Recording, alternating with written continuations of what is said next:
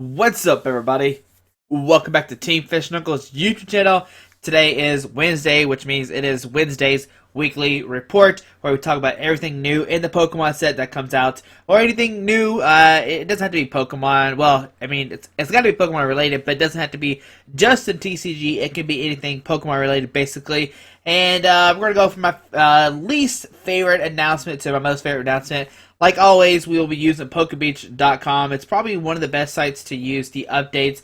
60cards.net does have one, but I do prefer the Pokebeach one, and they go over a lot of different stuff that 60 cards doesn't go over, so that's why I use Pokebeach for the news. But let's go over the very first thing, and it's like I said, it's going to go from my least favorite to my favorite. Now, the first thing is going to be the Breakpoint Logo Luxury Collections album has been announced. So, the Breakpoint Logo, which is the set coming out on February 3rd, and in Japan on December 11th as Rage of the Broken Sky. This is the logo, so pretty standard that we've seen from now on from Breakthrough. You know, we got Breakpoint. So it looks pretty cool. So obviously Break has sticking around. Also releasing by February 3rd will be a Breakpoint Collector's album featuring Luxray. It would hold 60 cards, come with a booster pack of the set, and retail for $4.99. And of course, we will also get an Elite Trainer box with the typical goods themed after Shiny Mega Gyarados. Now, if this is the same thing they had last year, I remember that these were actually getting printed pretty early in Target. They were released early, and I know a lot of people were like going out and buying them. Yeah, I'm pretty sure that's what this thing is. It's a little binder, a little mini 60 cards. It's not one-sided. It can hold one card, and then you flip a page, and you can hold another card. You could probably put two in there. And it came with the pack, so like I said, it got released early last year, and we'll see if it gets released early again. And here is the Rage of the Broken Sky, or the Breakpoint Elite Trainer box. You know, Mega Gyarados coming to play, which I do like a lot. I do like the Mega Gyarados a lot. And that's the first news. Now, next up will be Lilligant from Rage of the Broken Sky. Lilligant's not that great of an attacker, but it has an interesting effect, or an interesting attack for sure. Whimper, it does 20 damage during your opponent's next turn if he or she attaches an energy to the defending Pokemon. The defending Pokemon becomes asleep. So it's interesting that this actually happens during your opponent's turn and not during your turn. Like, I think this is the first time we see, this is the first time we've seen a delayed special condition that we see right here.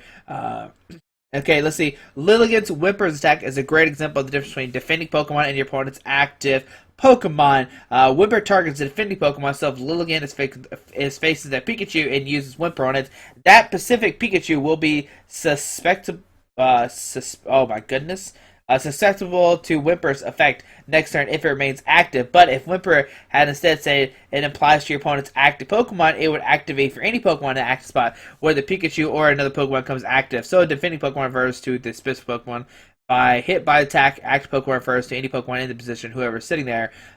So, I'm trying to make sure what it's trying to go over. Oh yeah, so defending Pokemon, so basically if your opponent retreats or switches or escape ropes out of that, then they won't become asleep. And it's only to the active Pokemon. You can easily just attach your energies to the bench Pokemon, retreat, and good to go. Now, like I said, it's not that great of attack, but it's just a cool effect. We haven't seen anything actually activate during your opponent's turn, and that's the interesting thing. If he or she attaches energy to the defending Pokemon, it's the first time we ever seen that, and that's why I wanted to bring it up. Not so much, you know, it's a great attack and blah blah blah. It's just cool to see if Pokemon is going to go this route. Will we have cards that affect our opponent during their turn, depending on what we do during our turn? So we'll have to see if that happens or not. So you know, something new, always great to see. Next up is going to be Radicate from Rage of the Broken Sky. Now, once again, it's not that great. The cool thing about this Radicate Break...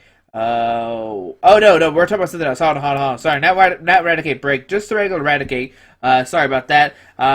This Radicate is not the Break. Sorry about that. But the reason why I'm showing this Radicate is because it can't be affected by special conditions, and heal any special conditions on this Pokemon.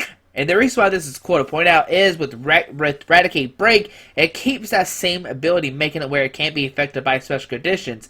Now let's look. Oh, let's go at Radek's attack. It says your opponent's active Pokemon is now poisoned. Discard any Pokemon tools attached to your opponent's active Pokemon.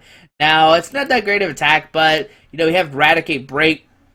Evolves from Eradicate. This Pokemon has the attacks, abilities, weakness, resistance, and retreat cost of the Eradicate it breaked evolved from. And it has Super Fang. Put damage counters on your active Pokemon until its remaining HP is 10. Which you can combine this with, Hypnotoxic Laser, anything like Status Confection wise.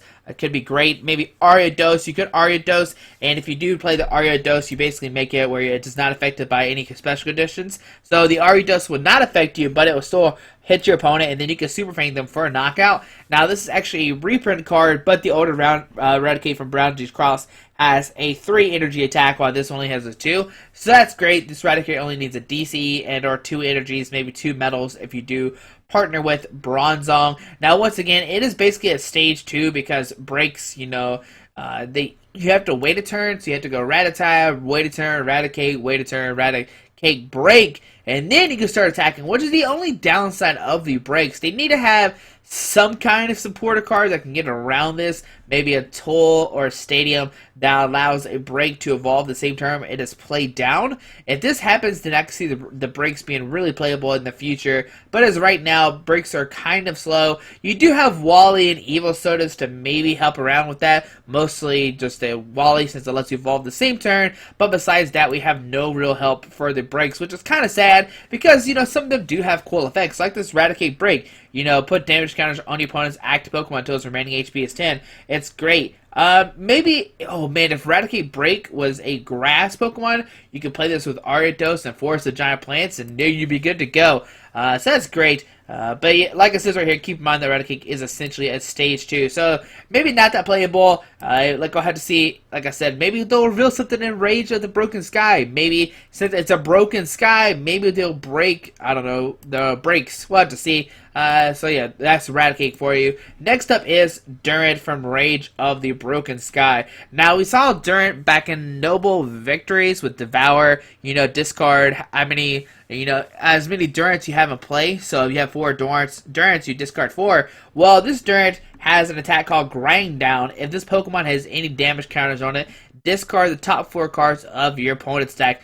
Not the same, as the other Durant that we had in Noble Victories, and not that great of attacker, especially since the one in Noble Victories just needed a single energy, while this one needs a grass and a colors. I think it needed a metal. Yeah, it needed a metal and Noble Victories. I hope it's from Noble Victories. If it's not, it'd be really funny that it's not Noble Victories. But this one needs a grass and a colors, so you do have to waste a turn, but maybe waiting that turn will let you put the 4 damage counters on your Pokemon somehow. The only downside is you have to put damage on it, and it has 70 HP, so just putting any damage on it brings it down to such few HP. Maybe you combine this with EXP share, so that way if one gets knocked out, the other one gets the energy on it, and you can start using the grind down. But the thing to note is, down below we see that, a new card, I'm thinking we'll have a great Break evolution. What if they made a Break Durant? Oh, man.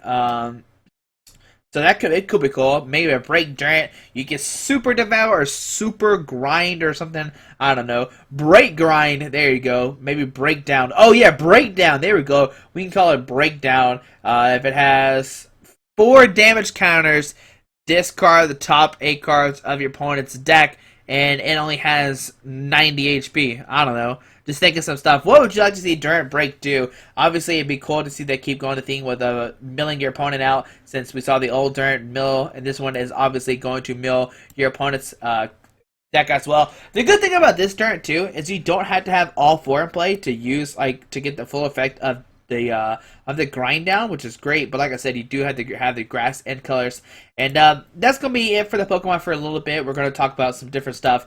Now, usually for City Championship, which are coming up this weekend, and it'll run till almost February. I think it ends at the last week of January, maybe the first week of February. I'm not 100% sure when it ends, but City Championship starts this weekend and will continue until January. Instead of trophies, first place winners will now get playmats featuring Zoroark Break from Breakthrough.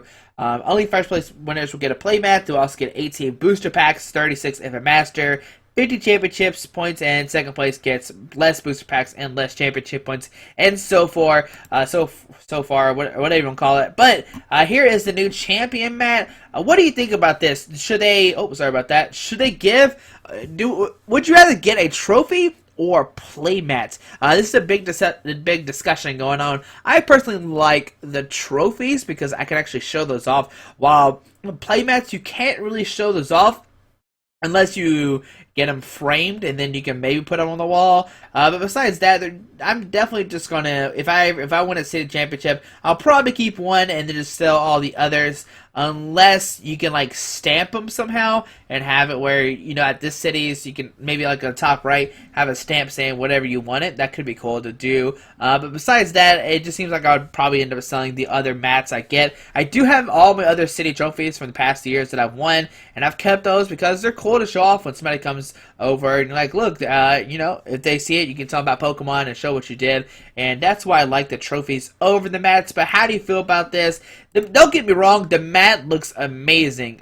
You know, the Radek Break, especially since it's my favorite break, and it's got the champion, it's got, you know, it's gold. I do like it a lot, don't get me wrong with that. It's just, I wish we got trophies as well. But what are your opinions on this? Do you like the playmat more? Do you like the trophies more? Let me know down below in the comments. Now, next up is Pokemon Red, Blue, and Yellow are set to cost at $9.99 a piece, which is kind of expensive for a downloadable game on the 3DS. I think usually they are fairly cheap. I'm trying to read this real quick. Amazon has posted products listing for the 3DS priced at $99. When Red and Blue were released for Game Boy in America in September 30th, 1998, they cost $29.99 each, so the 3DS versions will be a third of the price. These 3DS versions, however, are double the price of usually the typical 3DS consoles released, but as Pokemon fans will be willing to play it. I know I'll probably pay it, especially to get Yellow. Yellow is probably one of my favorite games. I'm still waiting to see if you can transfer a Pokemon from your Red, Blue, and Yellow to X and Y. That'd be amazing if you can, but we'll have to see. I still haven't been confirmed that can happen yet. All three versions are available to pre-order on Amazon now. As posted before, they will be available to download starting February 27th, which is the originally anniversary of Red and Green 20 years ago in Japan. So it's cool that we're getting the new games, or not new games, the downloads at the same day where it's the 20th anniversary from Pokemon, which is amazing that Pokemon hasn't been around for 20 years. I should also take this opportunity to note that since news broke about the update releases, it has been confirmed that you will only be able to play Red and Blue and Black and White. The Game Boy Color options won't be available. Also, the Japanese will only be able to play Yellow and Black and White, since it was only to be updated to be in color for the international releases. That's kind of strange. I wish we would get to see that. That's the main reason I'm getting Yellow, because it is the color one. You know, it's got a lot of colors in it. You want to see the full effects. But if you want to play Red and Blue, go ahead and get those as well. I actually had Blue and Yellow growing up as a kid. I think I got Blue, and then for Christmas, I think I got the special edition Pikachu Game Boy Color. I think that's what it was. And then I have Yellow in it. I think with Blue, I had some kind of gray Game Boy, just a regular Game Boy Pocket that only had Black and White, so the Yellow is cool to update to color. Where's it going to go? But yeah, which version are you going to get? It talks about which ones he gets. I'm just waiting to see if we can transfer these over or not. And also a big thing is, will we have the missing no glitch? That'd be cool if it's still in the game. And will the Mew glitch still be there? Will the glitches still be in the game or not? Would you like to see the glitches in the game? I do. It makes it more original. If they keep it in there, if they take it out, then it's kind of sad because you're not really paying tribute to the real game. You're kind of making a modification to it, which is not fun at all. But hopefully we can have all the glitches, have the missing no, have the Mews, maybe make it where it doesn't actually crash your game, because it can, you know, hold more. I think it's more like code or whatever it was when what made a game crash. But we'll have to see. Like I said, my main question is, can you transfer Pokemon from Red, Blue, and Yellow over to a Pokemon X and Y? That would be something amazing to do. Now, next up is the BuildABear Pikachu. We talked about this a couple weeks ago, that BuildABear and Pokemon were partnered together. And here is the Pikachu that you get from BuildABear. He kind of looks silly. Not the best looking Pikachu, but I would probably still get one, even though it's kind of weird to see somebody, you know, in their 20s getting Build-A-Bear to buy a Pikachu. I could probably just say it's for my brother or my sister. But that's the Pikachu plush. Fans will be able to customize Pikachu with a Pokeball hoodie and an electronic sound chip that provides Pikachu Pika Pika sounds. If you order the plush through Build-A-Bear's website, you'll also be able to get a Pikachu with an exclusive Charizard costume. Everyone who buys Pikachu will also receive a unique Build-A-Bear branded Pokemon TCG card, which will likely be a reprint, but it'll be cool to see a card with actually a Build-A-Bear stamp on it. I imagine it'll be like somewhere in the bottom corner and have a Build-A-Bear stamp on it, and that's going to be actually worth some money depending on how many copies they sell of these Build-A-Bears, which makes me actually want to order through the website a little bit more because you can get that Charizard costume, you can get that card, so maybe we'll get those over there. I'm not sure. Oh man, I don't know. But okay, oh, the stamp right there. There's the Build-A-Bear Workshop stamp right there. Is that what it is? Yeah, that's what it is. But there's the Build-A-Bear Pikachu plush. Will anybody else be getting one, or will I be the only one getting one? I actually have a Pikachu plush collection. It's pretty gigantic, and I also collect a Pikachu card. So anytime I can get a Pikachu card, I am down to get it. So Build-A-Bear, you watch out. I'm coming to get you probably online so I can get the Pikachu card, the Charizard costume. Alright, now speaking of plushes, man, this is probably the craziest announcement ever. Japan's Pokemon Centers will be starting a Mega Evolution campaign on December 12th. A new line of Mega Evolution Pikachu plushes will be available for purchase, including Pikachu dressed as Mega Charizard X, Y, Mega Slowbro, Sableye, Altaria, Lucario, Audino. More plushes will be revealed in the future as well. This is the only first line of them. A shiny Diancie will also be distributed to players who have a Mega Ruby and Sapphire, blah blah blah. Customers who spend over 1,000 yen, about $10, will also receive a Poncho Claude Pikachu promo, thanks to go to Mia Valor for translation. And if you spend 2,000 yen, you will also receive one of the Mega Pikachu evolution cards in the third image. So let's look over these plushes. There's all the plushes. Which one do you like the most? First off, I love Pinsir. So Pinsir, Scizor, I like Mega Slowbro, I like Mega Mewtwo Y. Which one of these are your favorite? There's so many different options. And I actually hope there is going to be a Mega Heracross. Mega Heracross is probably my favorite Mega, just because Heracross has always been so close to my heart because of him and Ash. I don't know what it is about that, but I really do like the Heracross. I just like grass Pokemon in general. So Pinsir, Mega Pinsir, of course, is going to be. Is Mega Pinsir grass? I hope it's a grass. I don't even know. But he's the grass in my heart if he is, it isn't. But which one do you like the most? We got Mega Amphi, there's the Gardevoir and Gallade, Sableye, Charizards, Mew, Rayquaza, Slowbro, the Diancies, and Audino, and Altaria, Latios and Latios. Look at me, remember all this stuff. Baneri, Lucario, and Mawa. Yes, I got them all. I hope I got them all. That's pretty impressive. But here are some other pictures of them. Oh my goodness, look at this Slowbro one. Oh, that looks amazing. I wonder how this Sableye one, is it like sewed onto him? Oh my goodness. I'm going to have a field day with these. I'm going to be broke. But here are the promo cards that you can get. It's just one of these. Now, these are actually I think these are going to be like really collectible, especially if you get the whole set. As 1, 2, 3, 4, 5, 6, 7, 8, 8 of them. Oh man, I'm just excited to get these as well. But hopefully, hopefully I can get my hand on some of these Mega plushies. They look amazing. And there's the Diancie they're talking about. And here is the card you can get from there. Man, it's got the Lucario, the Slowbro, and the Audino. Man, and like I said before, I love collecting Pikachu cards and plushies. I have a ton of Japanese Pikachu cards, and I want my collection to grow even more. And yeah, that's which one of the plushies are your favorite? I don't know. Just pick one. Let me know down below. So many questions in this video. Hopefully they all get answered. I look forward to all the comments. Now, next up is probably the most playable card from Rage of the Broken Skies from this week. Not from the set. Nowhere near the set. But from this week's release. And that is Ho-Oh EX. Once during your turn before you attack, if this Pokemon has any basic fire energy attached to it, you may heal 50 damage from this Pokemon. And it has the attack called Elemental Feather. Does 130 damage. Choose one of your opponent's bench Pokemon. This attack does 30 damage to it. Don't apply weakness and resistance for bench Pokemon. Now, The thing about Ho-Oh is it needs a grass, water, and a lightning. Now, that is a pretty crazy combo to have, but it can easily be done, especially now with Smeargle, which lets you change any energies from your active Pokemon with one of your discard pile. So what you could do is play something that like accelerate energies, maybe Magnezone, maybe Bronzong, most likely something that goes along with the energy types already in the deck. So most likely I can see Magnezone being played in it. Since you already play the lightning energies in Magnezone, you can put Ho-Oh in it, and then you can battle compressor away the grass, water, and a fire energy. Because I think you want to abuse that cleansing flame. Just, healing 50 damage from a Pokemon every turn seems really good.